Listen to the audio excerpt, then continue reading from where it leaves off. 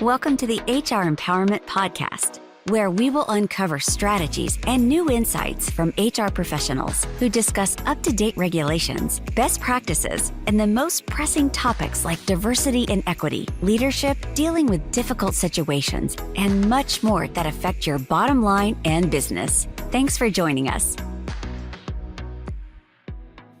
Hello, everyone. Happy Tuesday. My name is Deanna Baumgartner.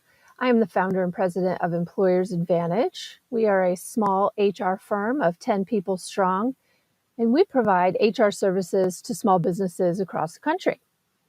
I am very excited to talk with you this week about all things HR. The topic this week is what I like to call HR this, not that. HR this, not that means we take a look at some workplace issues, policies or practices that may be antiquated, are done because that is what has always been done, or done because that business owner or manager think that that is what should be done for whatever reason. That's the not that part. We then turn those things around into what should be done. That's the HR this part. Today, our HR this, not that topic is employee engagement. I know that the term employee engagement gets thrown around a lot, and there are a lot of things that make up employee engagement. So we're going to touch on some key employee engagement topics, although it's not all encompassing. The other thing I like to think of instead of employee engagement, I like to think of employee experience, or that's what I like to call it. Employee experience is what creates engagement. So why do we even talk about or want employee engagement or an employee experience? Long gone are the days where companies and managers can get away with saying people should be grateful for the job and then engagement comes on payday. That's just not how it works. It didn't really even work well back then, and it's definitely not going to work going forward. The reality is, we all know that if it wasn't for the employees, there would be no company, product, and service. So there leaves no reason why there should not be a focus or an emphasis on creating an employee experience that develops into employee engagement. So our HR this, not that theme for employee engagement today is HR this. Get to know the team and pay attention to what they say. Not that. Believe that no news is good news. There are a lot of people that fall into the no news is good news. They're going to keep their head down and do their work. As long as I don't hear any rumbles, everything's fine. That's not how it works. For some reason, it's been kind of taboo to not get too close to employees or talk to them about things other than work while in the workplace. And I don't think that should be the case. And this might sound counterintuitive, but one way to create employee engagement is to encourage and support the individual and support time off from work, support them as a person, support them in their personal endeavors as well. I really think that we need to move away from the stagnation of a workday and incorporate more experiences for each individual. Shifting from process to supporting passion and igniting creativity is a great way to create employee engagement. Support employees' innovation and ideas by doing things like creating internal think tanks or affinity groups to support their interests. Employees are the ones with their finger on the pulse of what's happening every day. And so they're going to be able to see what's working and what's not. So to be able to create an environment where their innovation and their ideas and their feedback is welcomed and supported is only going to benefit the organization and ultimately everybody. When you create that environment where people feel free to innovate, they feel more engaged in their job, they take ownership of the responsibilities that they have in their role, and they feel more invested in the organization and the company itself. even if they don't come up with new innovations and ideas, it's really a great idea to get to know employees and what maybe we would consider their outside interests are. As an example, we had a wonderful employee in an HR coordinator role, and she worked with us part-time, but in her other outside of what she did in HR, in her other job, she was a yoga instructor, and she was so great at it. She still is very great at it. And so what we did was decided, let's start offering workplace yoga as a service to our clients. So we took her non-HR related skill, paired it with her HR related skill, and just created that much more engagement. And so to this day, we still offer workplace yoga as a service to our clients, still working with Kate on that, who was our HR coordinator years ago. We've also worked with other clients where when we wanted to get feedback from employees and create some engagement and get to understand them a little bit better, having conversations with them and allowing them to be open is a great way to do that. There's another company, a construction company that we've worked with for years, and they were trying to figure out, how do we reduce turnover? How do we create some employee engagement? Trying to boost morale a little bit. We went through a whole process of conversations with employees and redefining roles and all of these different things. But ultimately, what it came down to is when we found out people's outside interests, or maybe they had side hustles, or they had some other things that we took an interest in, and the company started to support and take an interest in, it really turned around that piece of engagement and morale for them. One of the things that came out of it was, it just so happened was at a nonprofit where we did the same thing. They found out that a couple of the gentlemen in the construction team had passions for photography and wanted to do more of that. So they were actually able to cut their marketing budget of their outside marketing firms' utilization of their photography, created engagement by working with the two construction gentlemen and had them take photographs of job sites and employees and all of these different things for their marketing campaigns. So they were able to use both, again, the construction skills of the employee in their construction role, but then their personal interest of photography, they were able to apply that to their job, and it was a total win-win. And it's worked out wonderfully. The company saved a little bit of money on the marketing side, but then they created engagement with these two employees and were able to show that the wonderful work that these gentlemen do with their photography, even outside of the construction that they were doing. To create employee engagement, it's definitely important to have defined values as an organization and be able to incorporate those into your regular communication.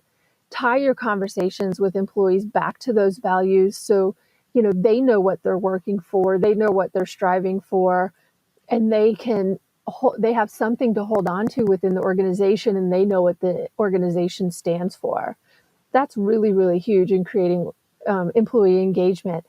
You also use those values when you're talking about hiring and recruiting, because you want employees that have matching values so that everybody is on the same page from the get-go. Another way to create employee engagement and to have a wonderful employee experience is you have to create opportunities for open and honest communication, not just for work-related or internal issues, but also for external factors.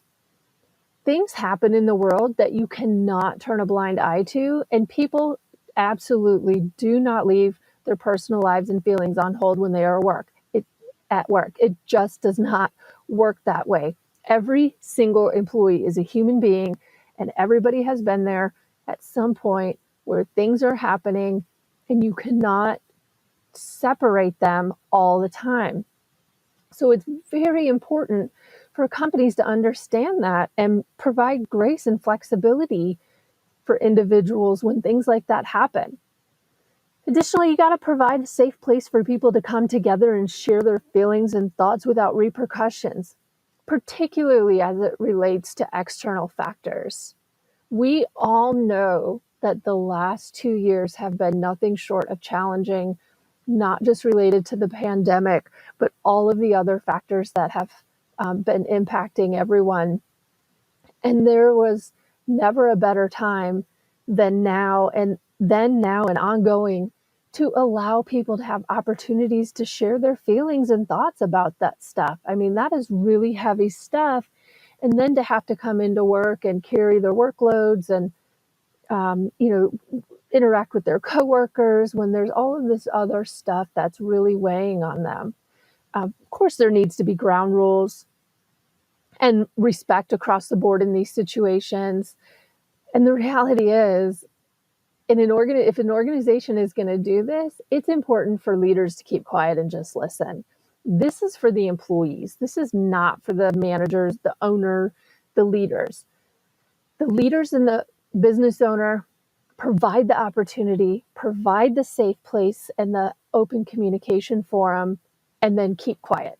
Let the employees talk, let them express their feelings, but listen to what they have to say. Sometimes hearing what people are saying,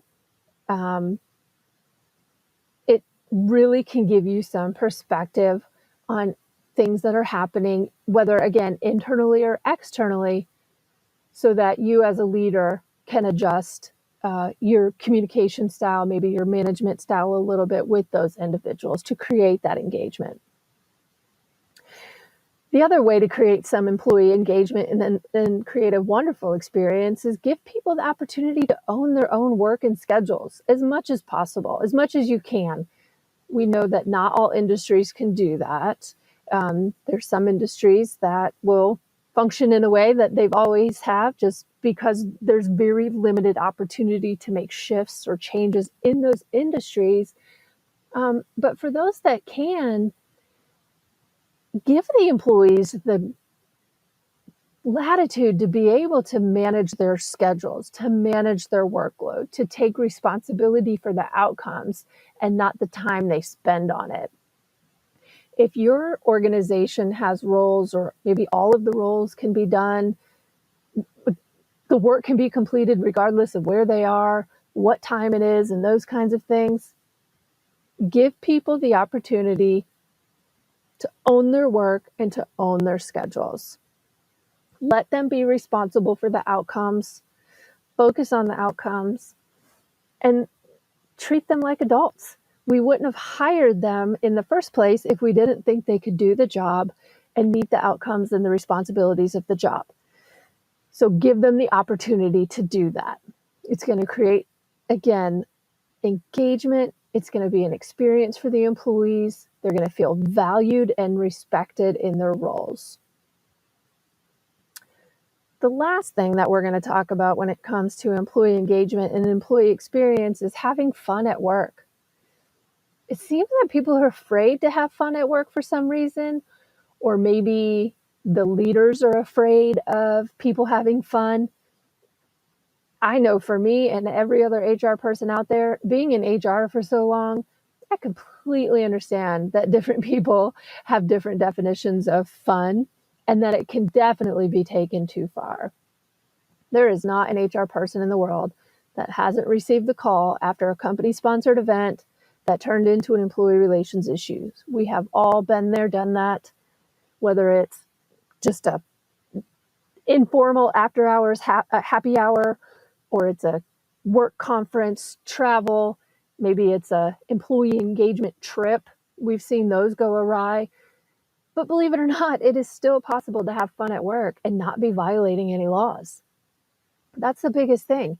Be respectful. Be respectful of people as individuals.